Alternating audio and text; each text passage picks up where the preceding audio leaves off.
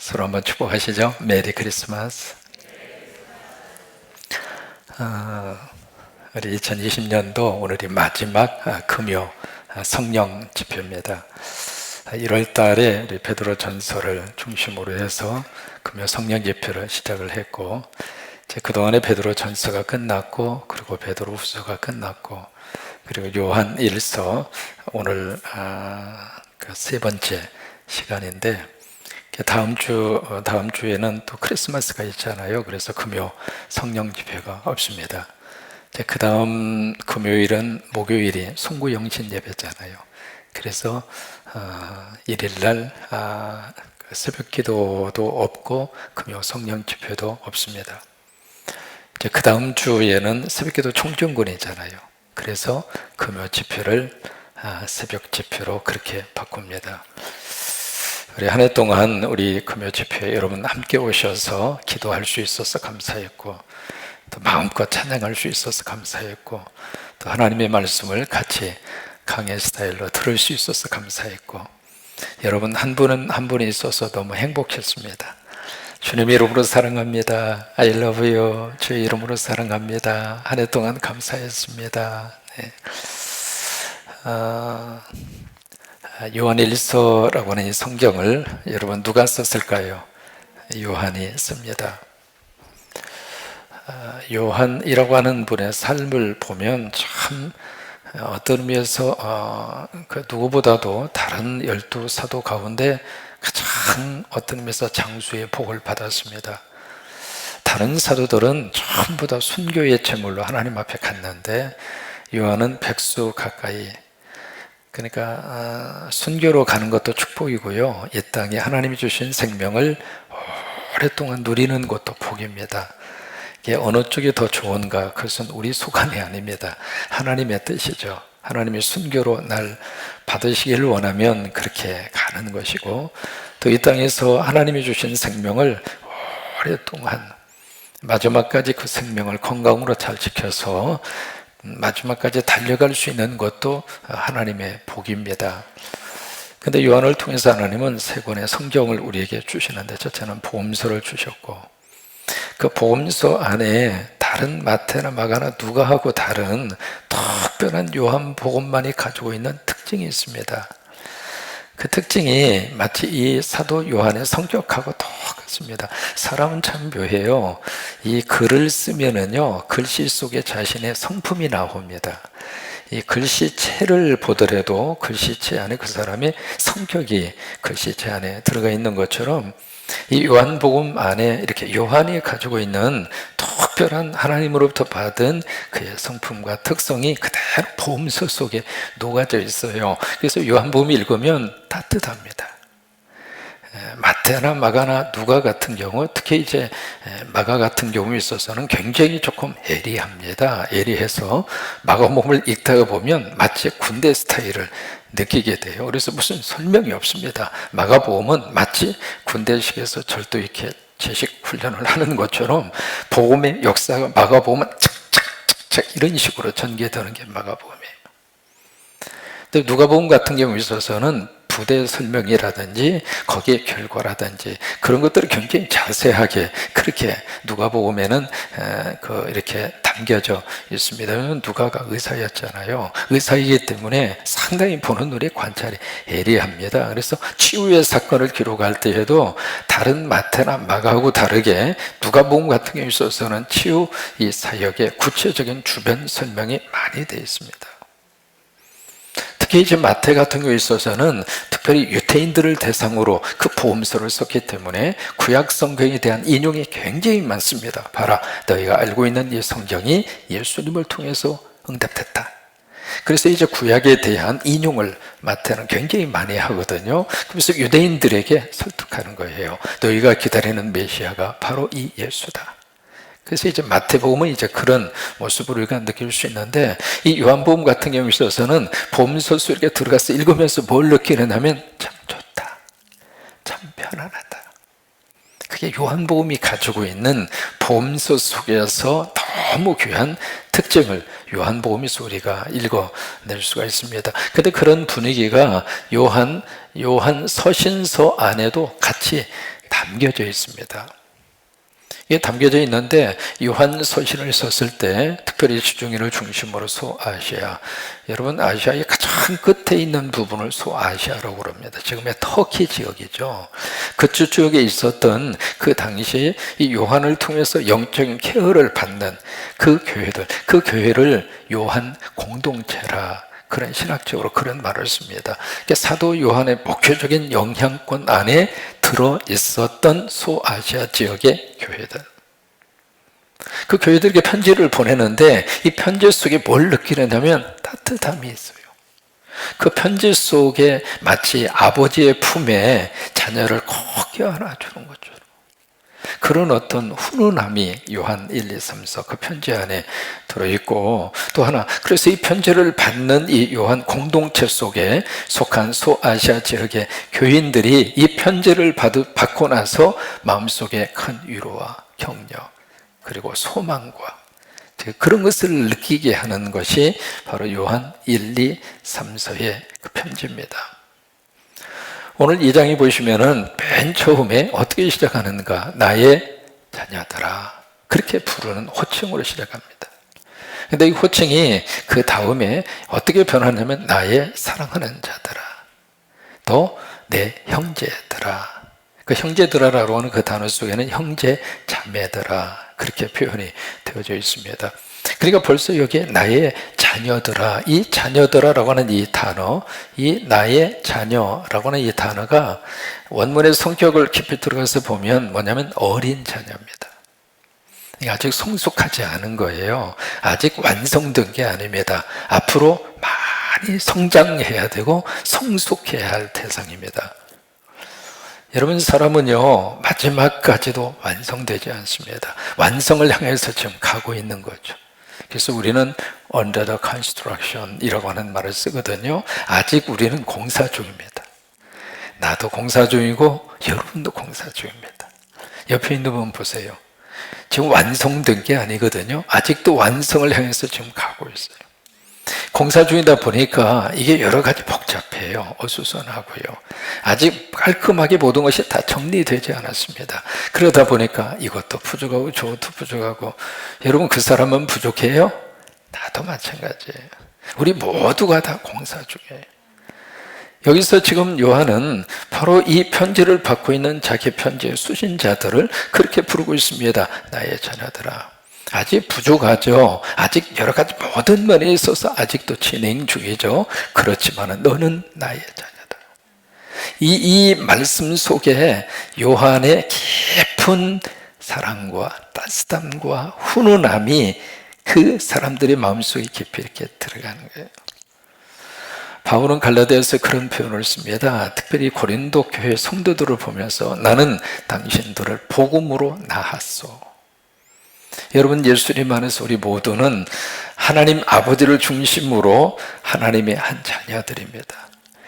근데 이게 영적으로 전도하잖아요. 전도를 하면 그분들은 내가 부모로 낳은 영적 자녀가 됩니다. 그래서 내가 전도한 분들은 참 묘해요. 끝까지 관심이 가는 거예요. 신앙생활은 잘하는지, 믿음 생활의 아름다운 결과와 축복을 누리고 사는지. 왜냐하면 내가 복음으로 낳았기 때문에. 근데 낳는데 그냥 낳는 것이 아니라 해산의 수고와 고통을 통해서 낳게 되는 거잖아요. 지금 여기 요한은 편지를 받는 그 대상자들을 나의 자녀들아, 이제 그렇게 부르면서 이 편지를 쓰는 목적을 1절에서 그렇게 밝히고 있습니다. 1절을 보실까요? 나의 자녀들아, 내가 이것을 너희에게 쓰면 너희로 죄를 범하지 않게 하려 함이라. 이게 이제 편지를 쓰는 목적이에요. 여기 지금 편지를 쓰는 뚜렷한 목적을 여기서 밝히고 있습니다. 너희로 하여금 무엇을 범하지 않도록, 죄를 범하지 않도록. 이 단어가요 굉장히 일반적인 단어잖아요. 그러면 여기서 요한이 생각하는 죄는 어떤 죄일까? 우리가 일반적으로 생각하는 그 죄에 대한 모든 개념을 지금 함축적으로, 그래, 죄를 범하지 않을 수 있도록 그 개념으로 요한이 여기에 죄라고 하는 단어를 썼을까? 여기 요한이 특별히 이 편지를 딱 쓰면서 너희들의 죄를 범하지 않게 하기 위해서 내가 이 편지를 쓴다. 그때 요한이 생각한 죄는 무엇일까? 그러면 여기서 이제 두 번째 또 하나 질문을 할 수 있습니다. 죄를 범하지 않게 하려 함이라. 그렇다면 여러분, 이 세상에 죄 안 짓고 사는 사람이 있어요, 없어요? 죄로부터 완전히 단절된 삶을 살 수 있는 사람이 있을까요? 없어요. 그러면 요한이 말씀을 하시고 있는 이 편지를 쓰는 목적이 죄를 범하지 않게 하기 위함이다. 그러면 죄를 안 지고 살 수 없는데, 그렇다면 편지의 목적이 잘못된 것인가? 여기서 요한이 말씀하고 있는 이 죄를 범하지 않게 하려 함이라 라고 하는 이 단어에 구체적인 죄의 내용에 배후에 뭐가 있느냐면, 이 편지를 쓰게 된 이유가 있어요. 영지주의입니다. 이게 영지주의라고 하는 이단이 그때의 교회와 성도들 속에 완전히 쑥대밭을 만들어요. 그런데 그 영향이 오늘날까지도 교회 안에 영향을 미치고 있습니다. 그러니까 이게요, 보통 이 악한 사상의 뿌리가 바로 영지주의, 플라톤의 이원론이라고 하는 그 철학의 사상의 근거를 두면서 나온 영지주의라고 하는 이 사상, 이게 현대 교회까지도 영향을 미칠 정도로, 그러니까 그 당시에 이제 막 믿음 생활하고 이제 신앙 생활을 시작하려고 하는 이 성도들에게 영지주의라고 하는 이단이 얼마나 깊은 영향을 미쳤는가. 이 영지주의에 가장 여러 가지 핵심적인 내용이 있습니다. 그것은 영지라고 하는 말이 영적인 지식입니다. 영적인 지식. 그래서 영적인 지식이 무엇으로 나타나게 되냐면 이원론으로 나타나게 됐고요. 그래서 지난번 설명을 해드린 대로 영과 육으로 철저하게 이분법적으로 구별했습니다. 그래서 어떻게 해석하는가? 영은 무조건 선하다, 육은 무조건 악하다.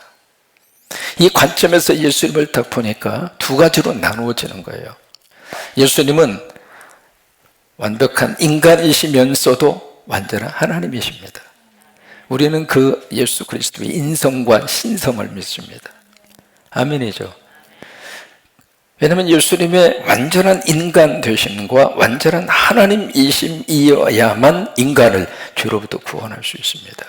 그래서 예수님의 신성과 인성을 우리는 철저하게 인정하고 믿고 있거든요. 그런데 이 관점에서 보면 예수님이 육을 입으셨다. 그러면 육은 완전히 죄악된 것이고, 육은 완전히 부패한 것이고, 육은 완전히 더러운 것이고, 그러면 예수님이 육신을 입고 오셨다고 하는 사실을 인정할 수 있어요, 없어요? 인정할 수 없는 거예요. 그러니까 예수님이 이 땅에 성육신 자체를 거부합니다. 이게 기독교의 가장 중요한 근본을 뿌리채 흔드는 거예요. 또 하나, 이쪽 영적으로 자꾸 치우친다고 생각을 해보세요. 그럼 영은 무조건 선하다 이렇게 생각하거든요. 그러면 영적으로만 계속 치우치면 예수님이 하나님이라고 하는 그 관점에서만 예수 그리스도를 바라보면 예수님의 인간됨 자체를 철저히 거부한다 이 말이에요. 이게 그 당시에 요한의 공동체 속에 들어온 이단들의 영향과 사상, 그게 그들 속에 지금 쫙 하고 깔려져 있거든요. 그러니까 지금 여기 요한이 죄를 범하지 않게 하려 합니다. 이 죄라고 하는 것은 본인이 지금 죄를 짓고 있는데 죄라고 하는 것을 몰라요. 그렇지 않도록. 우리가 예수 믿으면 하나님이 주시는 은혜가 있습니다. 내가 죄인이라고 하는 것을 가장 먼저 깨닫습니다. 예수 믿기 전에는 그거 몰랐거든요. 근데 예수 믿고 나니까 내가 죄를 짓고 살았구나. 평범하게 살았는데 나는 나대로 최선을 다해서 그런 대로 살았는데 예수 믿고 나서 말씀 앞에 서니까 내가 그때 죄를 범하고 살았구나. 그것을 알게 되잖아요. 그게 은혜 받은 첫 번째 시작이거든요. 그러니까 여기서 죄를 범하지 않게 한다 그 말은 죄를 죄라고 인식하지 못하는 것이 죄를 범하는 거예요. 그래서 우리가 말씀이 들어가면 들어갈수록 죄가 죄라고 하는 것이 깨달아져요. 여러분, 그것이 축복입니다. 지금 잘못된 길로 막 가고 있거든요. 속도를 내서 막 가고 있습니다. 서울로 가야 되는데 부산 가는 방향으로 속도를 내서 막 달려가요. 그러면 가면 갈수록 멀어져요, 가까워져요? 멀어지죠. 이게 죄라고 하는 것이 참 사람을 묘하게 만들거든요. 이 죄를 지으면서 죄라고 하는 인식이 내 머릿속에 들어오지 않으면 이게요, 시간이 가고 세월이 가면 갈수록 천국에서 벌어지는 거예요. 나는 열심히 살고 있는데, 나는 최선을 다해서 살고 있는데, 그러다 보니까 삶의 결과가 사실은 엉망입니다. 요한은 그들에게 이 편지를 쓰면서 무엇을 지금 깨닫기를 원하는가? 죄를 죄로 인식하라 이 말이에요. 근데 그 죄 가운데 구체적인 것이 무엇인가? 이거예요. 이거. 그러면서 이 문제를 지금 1장에서 어떻게 풀어가는가? 사귐이라고 하는 단어로 풀어가고 있습니다. 사귐이라고 하는 단어가 4번 나오거든요. 그 앞에 1절에서 5절까지 쭉 보시면 사귐이라고 하는 단어, 이게 코이노니아라고 하는 단어인데, 이 사귐이라고 하는 단어가 바로 뭐냐면 믿음 안에 우리가 거한다는 이야기는 하나님과 사귀는 것이고 예수 그리스도와 사귀는 것이고, 그 영적인 사귐의 구체적인 것이 바로 예배입니다. 그리고 기도이고 그리고 찬양입니다. 그게 하나님과 사귀는 거예요. 근데 죄라고 하는 것은 그 사귐의 자리에서 떠나는 거예요. 떠나게 되면 어떻게 되는가? 하나님과의 사귐의 자리, 사귐에서 단절이 이루어지면 그것이 바로 죄라고 해요. 그런데 이 사상 속에 빠지게 되면, 잘못된 이단의 그 사상 속에 빠져 들어가면은 하나님과 사귐이 계속될까요? 단절될까요? 단절되게 되죠. 근데 그게 죄임에도 불구하고 죄라고 하는 것을 모르고 산다 이 말이에요. 요한은 이 편지를 통해서 그게 죄다, 그게 죄다, 그것을 알게 해주려고 하는 거예요. 그래서 이제 그 다음 절이 그래서 나오는 거예요. 뭐냐면 1절에 나의 자녀들아, 내가 이것을 너희에게 쓰는 것은 너희로 죄를 범하지 않게 하려 함이라. 그 다음에 만일 누가 죄를 범하여도 아버지 앞에서 우리에게 대언자가 있으니 곧 의로우신 예수 그리스도라. 여기 지금 앞에 문장하고 뒤에 문장하고 조금 이게 언밸런스잖아요. 잘 안 맞잖아요. 죄를 범하지 않게 하려함이라, 그게 쓰는 목적이라면서 그 다음에 만일 누가 죄를 범하면, 그 다음에 죄를 범하는 것을 왜 가정하느냐고요. 그러니까 앞에 있는 부분이 죄를 짓지 않고 완벽하게 살기 위해서 편지를 쓴다, 그 말이 아닙니다. 죄를 죄로 인식하지 못하는 그들에게 죄라고 하는 것을 알게 하기 위해서, 그 다음에 그것이 죄라고 하는 것이 느낀 다음에는 어떻게 하는가? 용서받아야죠. 어떻게 용서받는가? 우리에게 대언자가 있다. 이 대언자라고 하는 말이 요한복음에서는 어떻게 표현하고 있는가? 파라크레토스라고 하는 말 들어보셨죠? 성령님으로 번역합니다. 여기 이제 대언자라고 하는 단어를 썼잖아요. 이 대언자라고 하는 말을 다른 말로 말하면 바로 위로자입니다. 영어로 comfort라고 하는 단어를 써요. 위로자. 그 다음에 대언자, 두 번째 counselor, 상담자. 세 번째, 이 대언자를 뭐로 번역하는가? helper, 돕는 자. 그러니까 우리들을 이렇게 위로하고 우리에게 상담을 해주고 우리를 도와주는 분이 계시는데, 그분이 누구인가? 의로우신 예수 그리스도입니다.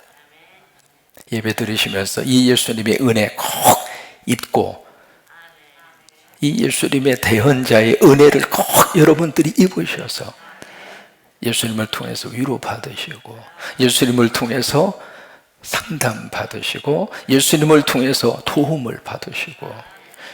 근데 여기에 특별히 요한이 예수 그리스도라고 지금 표현하고 있을까? 그 이유가 있습니다. 이것 때문에 그걸 강조한 거예요. 예수라고 하는 말은 인성입니다. 그리스도라고 하는 말은 신성입니다. 그래서 영주주의자들이 그 두 가지의 것을 가지고 자꾸 딴지를 걸으니까 요한이 거의 다 구체적으로 바로 예수 그리스도다. 여러분, 예수님은 바로 하나님의 인간의 몸을 입으시고 이 땅에 오셨다고 하는 사실 우리는 믿습니다. 그래서 성탄이 우리에게는 행복합니다.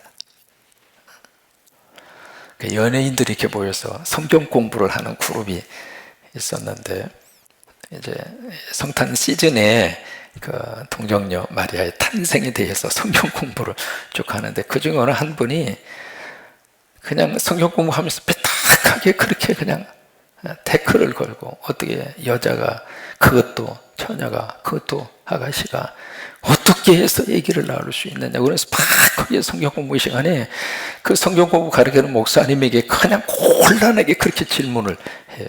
성경 공부 하다 보면 그런 분들이 꼭 한 분씩 계세요. 몰라서 묻는 것이 아니라 그냥 삐딱하게 이렇게 마음이 이렇게 꼬여가지고 그렇게 이제 질문을 자꾸 하는 거예요. 어떻게 여자가 혼자서 애 낳을 수 있느냐고, 그럴 수 있느냐고. 그래서 막 열을 내면서 성경 공부하는 시간에 이렇게 엉뚱한 질문을 하니까, 거기 함께 공부하던 구봉서 아시죠? 구봉서 이제 코미디언, 그분이 같이 이제 공부를 하셨던 모양이에요. 같이 공부하는 구봉서 그분이 딱 한마디 하는 거예요. 야 인마, 그치, 신랑도 믿는데 왜 네가 뭔데 그렇게 못 믿느냐고.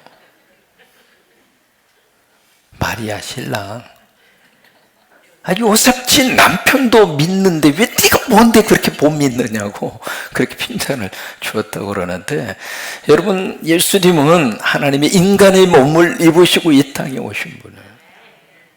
요한은 영지주의를 생각하고 예수 그리스도라고 밝히고 있는 거예요. 그래서 그분이 바로 어떤 분인가, 대언자이면서 두 번째 2절을 보시면 화목제물이다. 그래서 예수님 믿으면 우리 죄 용서 받잖아요. 우리 주를 위해서 십자가 주시고. 그러면서 그 화목제물인데 우리만 위할 뿐 아니라 온 세상의 죄를 위하심이라. 그래서 예수 그리스도를 온 세상의 구주라고 그런 거예요. 우리가 그런 말을 쓰잖아요. 온 세상의 구주다. 그 말이 이겁니다. 온 세상을 위하신 분입니다. 그러니까 유태인들에게는요, 편협된 민족주의가 딱 도사리고 있습니다. 지금도 마찬가지입니다. 근데 편협된 이 유대주의 사상 속에 그들은 구원론이 거기에 딱 갇혀 있습니다. 유태인들의 구원론은 딱 한 가지입니다. 유태인으로 태어나면 무조건 구원받습니다. 그게 유태인들의 구원론입니다. 그러다 보니까 기독교를 믿으면서도 그 틀을 벗어나지를 못하는 거예요. 근데 하나님이 그 깨는 작업을 하는데, 그 첫 번째 대상이 누구냐면 요나였어요. 요나의 스토리는요, 그 유대의 잘못된 폐쇄적인 민족주의 개념으로 갇혀져 있는 그 틀을 깨는 거예요. 요나서라고 하는 성경이. 그 다음에 두 번째 대상이 누구냐면 베드로였습니다. 베드로가 요바에 있을 때 저희 가이사랴에서 사람이 왔잖아요. 와가지고 좀 우리한테 오라고 그러니까 내가 왜 거기 가느냐고. 나 이방인들 만나지도 않고, 난 이방인들하고 교제하지도 않겠다고 그러면서 안 가잖아요. 그러니까 하나님은 환상 가운데 꿈을 보여주시잖아요. 위에서부터 보자기가 팍 내려와서 보니까 세상에 거기에 절대를 내 위에서 말씀하고 있는 먹어서 안 들은 짐승들이 우글우글 대는. 그 이제 음성이 들렸잖아요. 잡아먹어라. 베드로가 거부합니다. 난 어렸을 때부터 지금까지 한 번도 율법을 거역한 적이 없습니다. 나 먹을 수 없습니다. 또다시 말씀하시죠. 잡아먹어라. 그 찰나에 저쪽 고넬료가 보낸 두 사람을 만나게 되고, 하나님의 뜻으로 알고 베드로가 유대 민족주의라고 하는 장벽을 깨고 가이사랴로 간 겁니다. 그래서 고넬료를 만나게 된 겁니다. 그러니까 여기서도 바로 요한이 그 부분을 여기서 터치를 하고 있는 거예요. 화목제물인데 우리만 위할 뿐 아니라 유대인뿐만이 아니라 온 세상의 죄를 위하십니다. 온 세상의 구주라고 하는 거예요. 그러면서 3절 말씀에 우리가 그의 계명을 지킴으로써 우리가 그를, 거기에 중요한 단어가 나옵니다. 우리가 그의 계명을 지킴으로써 우리가 그를 어떻게 하는 것을 알아요? 안다라고 하는 말을 써요. 안다라고 하는 말. 이 단어가 이 요한 1서에서 굉장히 중요한 의미로 쓰고 있는 단어거든요. 이 안다라고 하는 단어. 이 안다라고 하는 이 단어는 단순한 지식적 차원에서의 정보가 내 속에 들어와서 축적된 정보를 말하는 차원이 아닙니다. 이 안다라고 하는 이 단어. 우리가 안다라고 하는 단어를 여러 가지로 쓸 수 있잖아요. 특히 이제 우리 젊은 친구들, 우리 중고등부 친구들, 연예인들에 대한 관심 보통 많은 게 아니잖아요. 엄마 아빠 생일은 몰라도 자기가 좋아하는 연예인 생일은 기가 막히게 기억하고, 그 연예인이 뭘 좋아하는지도 알고, 그냥 별게 별거 다 알아요. 그러면 우리 아이들이 그 연예인을 그 모든 것을 안다고 그래서 그 아이가 연예인을 정말로 아는 건가? 그때 이 안다고 하는 단어하고 성경에서 말하는 안다는 단어 자체가 틀려요. 여기서 안다고 하는 이 단어는 인격적인 교제를 말합니다. 그래서 깊은 관계 속에서 아는 것을 말해요. 그래서 이 안다라는 단어의 배경에 뭐가 있느냐면 체험이 있습니다. 체험이 있어요. 그게 아는 거예요. 그러니까 예수 그리스도를 안다는 이야기는 바로 그의 계명을 지키는 것이다. 왜 이 말씀을 하고 있을까? 이것 때문에 그런 거예요.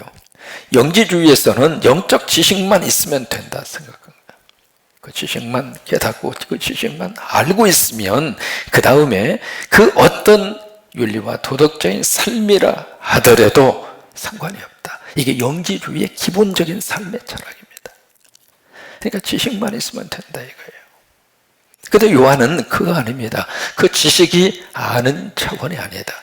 정말로 아는 것은 그와의 깊은 인격적인 교제와 그리고 그것이 삶으로 드러나는 것이 아는 것이다. 그래서 그의 계명을 지키는 것이다 라고 하는 말씀을, 그래서 이제 3절, 그 다음에 4절, 5절, 6절까지 이 말씀이 연결이 됩니다. 이 영지주의자들이 주장했던 것 중 하나가 도덕 폐기론이라고 하는 것을 주장합니다. 그게 무슨 말이냐면 이 영적인 지식만 우리가 딱 가지고 있으면은 그 다음에 도덕과 윤리는 없어도 괜찮다. 그러니까 지식과 그 다음에 삶을 별개로 구별해 놓은 거예요.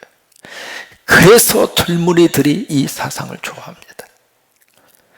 뭐냐면 어떤 고상한 신앙의 지식 그것만 우리가 깨닫고 알고 있으면 그 다음에는 내가 무엇을 하든지 어떻게 살든지 누구도 관여할 필요도 없고 관여받기도 싫고 내 마음대로 살고 싶다 이 말이에요. 그런 젊은이들의 생각과 이 영지주의가 추구하는 도덕 폐기론하고 그것이 기가 막히게 이게 맞는 거예요. 그래서 젊은이들이 이 생각 속에 빠지면 정신 못 차립니다.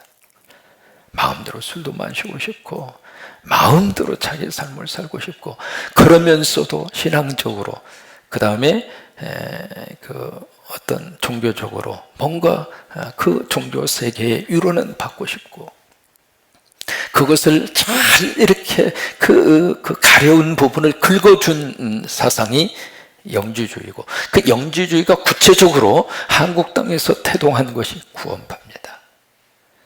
여러분 구원파 속에 젊은이들이 엄청나게 몰려갔습니다. 왜 그것 때문에 그런 거거든. 요한은 거기에 대해서 아니다. 너희가 정말로 지식이 있다면 그 지식은 삶으로 드러나야 진짜 지식이다. 여러분 그렇잖아요. 우리가 부모님을 사랑합니다. 사랑하는 것만큼 자녀들은 부모님 말씀에 순종하는 행위가 따르는 게 당연한 거예요. 사랑합니다 하고 행위는 정반대로 가면 그건 사랑이 아니죠.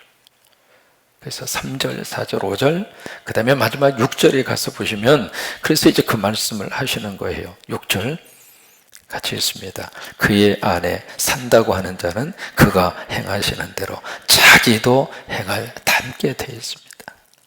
닮게.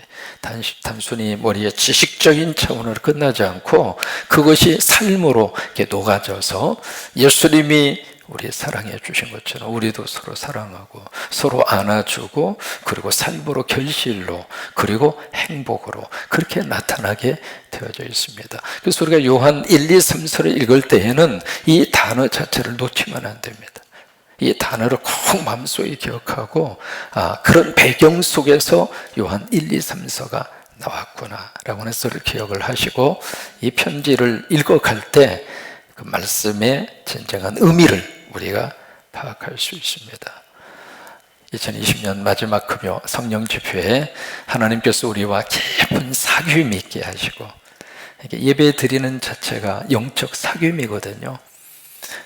요즘 더 간절히 기도합니다. 이 코로나 특히 이 3단계 문제도 나오고, 그래서 하나님 어쨌든 예배가 중단되지 않도록, 20%가 아니라 30%가 아니라 어쨌든 하나님 우리 예배가 중단되지 않도록, 그래서 성탄 예배도 하나님 꼭 들을 수 있도록 도와주시기를 바라고, 송구영신 예배도 그러고, 우리 새벽기도 총진군도 그러고, 그래서 하나님과의 이 깊은 사귐이 중단되지 않도록 하나님께서 우리 모든 성도들을 도와주시기를 바라고, 힘들지만은 하나님이 우리와 함께 하셔서 우리의 대언자가 되어 주셔서 우리를 컴포러 위로해 주시고, 그 다음에 우리를 카운셀러, 우리의 상담자가 되어 주시고, 그리고 헬퍼, 우리의 돕는 자가 되어 주셔서 어려운 시기지만 믿음으로 잘 승리하는 여러분 모두가 되시기를 주의 이름으로 축원합니다.